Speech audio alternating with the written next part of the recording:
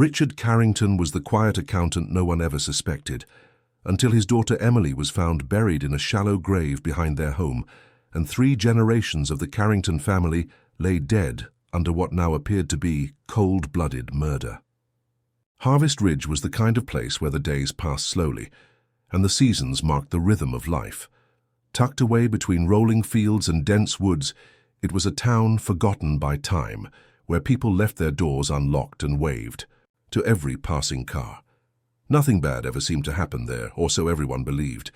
At the heart of this seemingly peaceful community lived the Carrington family, known for their long-standing presence and quiet reputation. They weren't wealthy, but they were well respected. People spoke of the Carringtons with a kind of passive admiration, the way small towns often revere families that seem steady, traditional, and self-contained. Walter Carrington was the patriarch, an 82-year-old retired school principal who once knew every student's name and ruled his classroom with discipline and structure. Even in retirement, he carried himself like a man who never fully stepped out of his role. His wife, Margaret, had a gentle smile and a sharp eye for detail. She was known for her award-winning roses, neatly arranged lace curtains, and perfect attendance at Sunday service. Their son, Richard, had moved back into the family home after his divorce nearly a decade ago. A quiet, reserved man in his early 40s, Richard worked as an accountant in town. He was dependable and polite, if not particularly warm. The youngest in the house was Emily, Richard's 16-year-old daughter. Smart, reserved, and often seen with a book in her hand, she was the type of teenager people described as mature for her age. 3 generations under one roof might seem like a dream to some, but in the Carrington home, there was little room for dreams. The house itself was large and old, with creaky wooden floors and a long gravel driveway that twisted through rows of pine trees. Everything inside the home seemed frozen in time: thick, heavy furniture, faded photographs in dusty frames, and the soft ticking of a grandfather clock that never missed a beat. From the outside, it looked like the perfect picture of tradition, but inside the air felt tight and unchanging, like something held in too long. There was a noticeable stiffness in the way the family interacted at public events. Richard always stood a step behind his father, rarely speaking unless spoken to. Emily often kept her eyes on the ground, responding to compliments with little more than a nod. Some neighbors thought it was just the Carrington way: strict, reserved, private. No one questioned it. People in Harvest Ridge didn't dig into other families' business unless invited. Behind the silence were years of unspoken tension. Walter was a man of rigid beliefs. He had firm views on how a family should function, and he expected obedience. Margaret, once lively in her youth, had grown increasingly withdrawn over the years, rarely leaving the house. Richard, still living under his father's roof, seemed to have surrendered whatever independence he had. And Emily, born into a world of rules and structure, had no one to turn to and nowhere to go. It was a family held together not by love but by obligation. No one suspected that beneath the surface of the Carrington legacy was a pressure building quietly, invisibly. A pressure that would soon explode and destroy them all. The first signs that something was wrong at the Carrington house were subtle, easy to dismiss. Walter, once known for his sharp memory and commanding presence, began to change. He'd leave the stove on, forget what day it was, and sometimes wander outside in the middle of the night without knowing why. Margaret would quietly escort him back in, telling concerned neighbors that aging was simply catching up to him. But behind closed doors, she was growing anxious. She whispered to Richard that someone was tampering with their food. She claimed to hear footsteps outside her bedroom at night, even when everyone was supposed to be asleep. At first, Richard assured her it was nothing. But Margaret stopped eating food Richard prepared and began cooking her own meals, always checking the cupboards for anything out of place. Walter's health declined rapidly. He no longer spent time outside and often sat in silence by the window, staring out at nothing.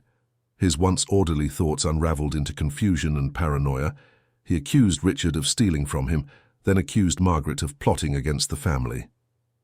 Margaret herself began to withdraw even further, avoiding contact with visitors and jumping at small sounds. She told the pastor during a brief visit that there was something evil in the house but wouldn't elaborate. People chalked it up to the stress of caregiving and old age. Emily, usually seen walking home from school with a book in hand, vanished from public view altogether. When asked, Richard told anyone who inquired that she had come down with a flu and needed time to recover. Weeks passed, and there were no signs of her. The school principal called twice about her absence, but never received a call back. A few friends from school went to the Carrington house to check on her, but no one answered the door. Eventually, they stopped trying.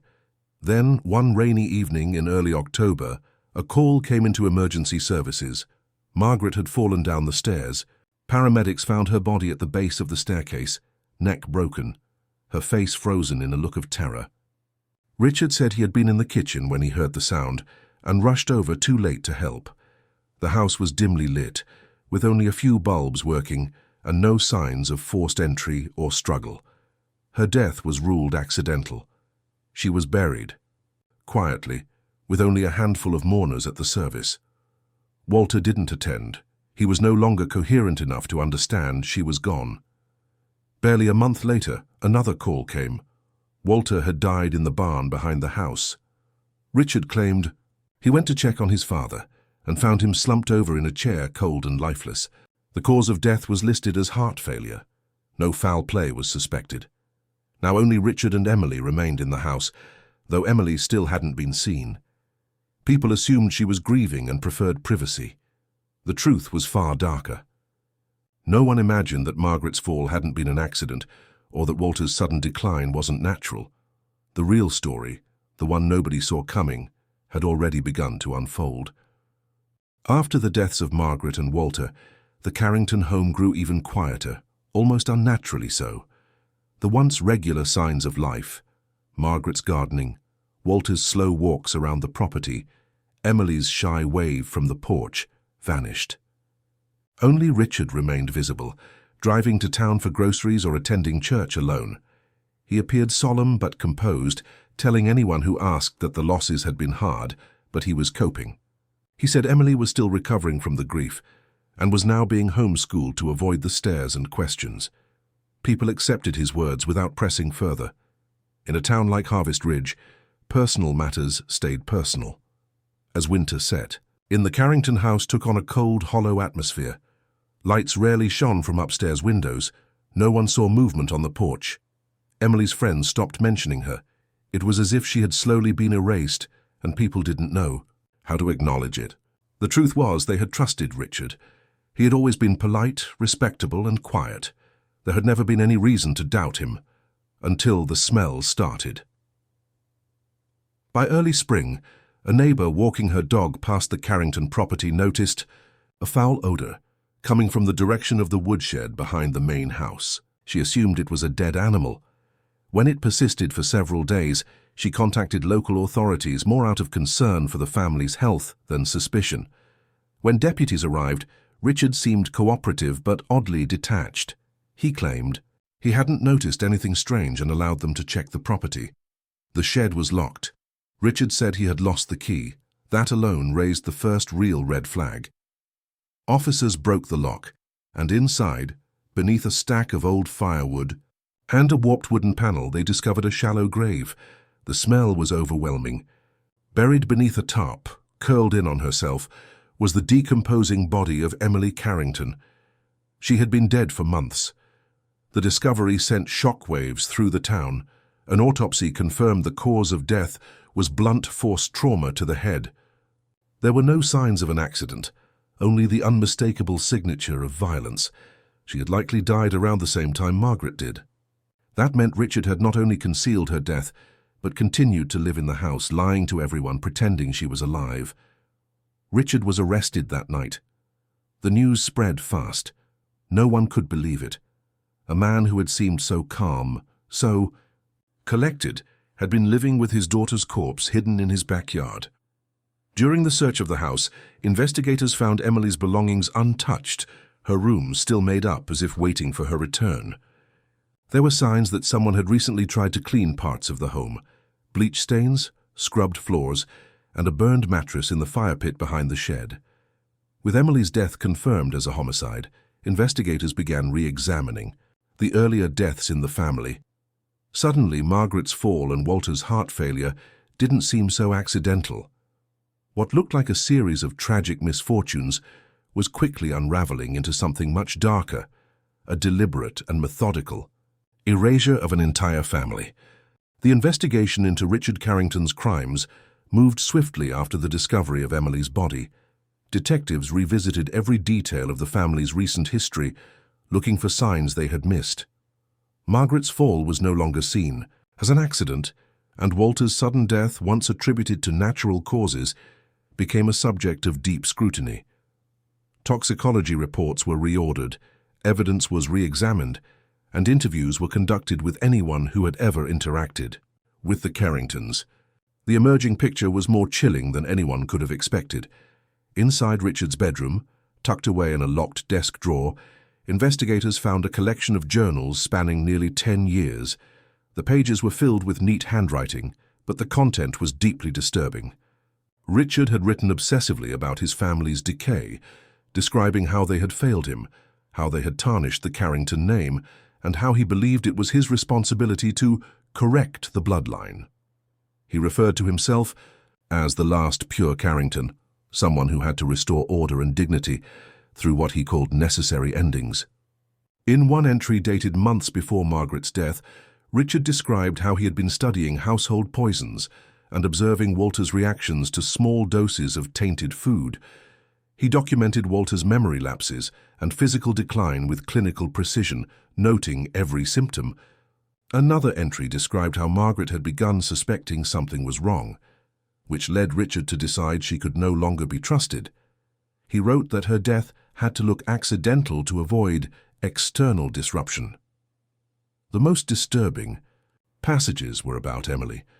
In the weeks leading up to her death, Richard had written about her defiance and how she had begun questioning the family's strict rules. He believed she was becoming corrupted by outside influences, friends, teachers, even books. He wrote that she had become contaminated and was a threat to the order he was trying to preserve. In his final entries, he justified her murder as the most painful but most vital step. A search of the basement revealed more unsettling evidence: chemical containers, burned pieces of clothing, and a hammer with traces of blood confirmed to be Emily's. The journals had outlined a timeline that matched exactly with each family member's death. Nothing had been random. Every act was planned, calculated, and cold. Psychological evaluations diagnosed Richard as delusional, though fully aware of his actions. He showed no remorse during interviews. When asked why he didn't flee after Emily's body was discovered, he responded that his work had already been completed. He believed the house should be left clean and empty, a phrase that echoed in multiple journal entries. Prosecutors built a case centered on premeditation and manipulation. Richard had orchestrated a campaign of isolation and control over his family, slowly eliminating them one by one under the guise of routine life. The killings were not impulsive. They were deliberate acts fueled by a twisted belief in purification and legacy. When the case went to trial, the courtroom listened in stunned silence as the evidence was presented. There was no defense that could explain away the years of planning or the disturbing level of control Richard had exercised. He hadn't just murdered his family. He had systematically erased them. Richard Carrington was found guilty of 3 counts of first-degree murder, and the verdict came without hesitation. The jury deliberated for less than a day, and when the sentence was announced, life in prison without the possibility of parole, there was no visible reaction from Richard. He stood motionless, as if the trial were just a formality, the final step in a plan that had already run its course. He showed no signs of remorse, no flicker of regret, and no emotion for the family he had destroyed. There were no surviving Carringtons left to speak at the sentencing. No relatives came forward. The family line had ended with Richard's actions, and with it, the legacy of a name that had once stood for tradition and respect in Harvest Ridge. What remained was silence, and a house that now stood as a symbol of horror. In the weeks after the trial, townspeople avoided the Carrington property altogether. The white farmhouse, once seen as a proud fixture of the community, now seemed haunted by memory. The garden Margaret had tended for years withered under the weight of neglect. The once proud windows remained dark and shuttered. No one volunteered to maintain the house, and soon nature began reclaiming it. Vines curled around the porch railings, paint peeled from the siding, and the path to the front door became overgrown with weeds. The town, still in shock, struggled to process what had happened. How could someone so familiar commit such horrific acts without raising suspicion? Many blamed themselves for not asking more questions, for accepting Richard's calm explanations without challenge. Emily's classmates, especially those who had noticed her growing absence, admitted they had brushed aside their concerns too easily.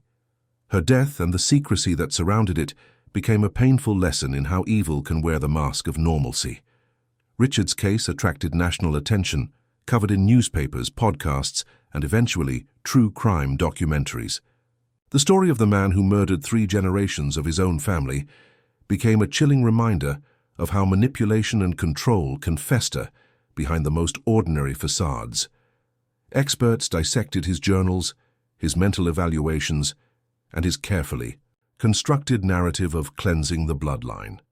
But no psychological profile could fully explain the cold, methodical choices he made. In prison, Richard remained isolated. He declined all interview requests and refused therapy. Prison officials described him as cooperative but distant, often sitting silently in his cell, staring at the walls for hours. He spoke to no one about the murders and wrote nothing further. It was as if, after completing what he believed was his purpose, he had nothing left to say. Harvest Ridge moved on slowly and quietly. The Carrington home was eventually boarded up, its title entangled in legal disputes that no one rushed to resolve. It stood as a grim monument to the tragedy, empty, lifeless, and surrounded by whispers. The name Carrington was no longer spoken with respect. It had become a warning, a shadow over the town's history, a reminder that the most dangerous evil doesn't always come crashing in from outside. Sometimes it grows in silence, behind curtains and locked doors, waiting to destroy everything in its path.